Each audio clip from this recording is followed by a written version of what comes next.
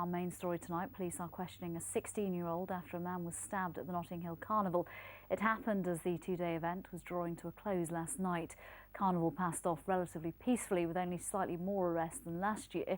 Record numbers of police officers were brought in from around the country just a few weeks after London's riots. But as the festival goers made their way home, an army of cleaners swept in. The council teams pride themselves on removing any trace of rubbish as quickly as possible. In fact, every year they try to set a new record. So, how did they do this year? PIERS HOPKIRK was with them as they set about their task. For a few hours at least, it's less Notting Hill, more Rotting Hill. Piles of rubbish strewn through the streets. The grubby leftovers from Europe's largest street party. But as the carnival draws to a close, time for the clean-up to commence as the street teams sweep in.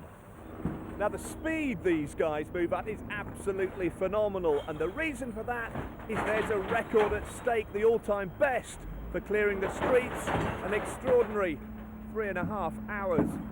And that's quite a target to beat. It means shifting more than 30 tonnes an hour. It is a military operation, yes. It's very well planned. We've got over 180 operatives out tonight with over 50 vehicles collecting. We're in excess of 110 tonnes of rubbish from the streets. Are you ever surprised at the sheer volume of rubbish that gets left behind here? It's just staggering. This year is probably the same volume as last year. You know, it's a massive operation, and within 4 hours the streets will be back to normal and you won't even know it's occurred. In fact, 4 hours was a little pessimistic. With mechanised divisions joining the street-sweeping infantry, the Westminster streets of Notting Hill were cleared in a record-breaking 3.25 hours. Today, the job continued, making good people's gardens.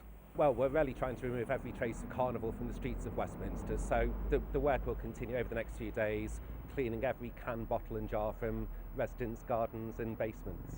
And if you were nice to the jet clean man, well, he might just do you a favour.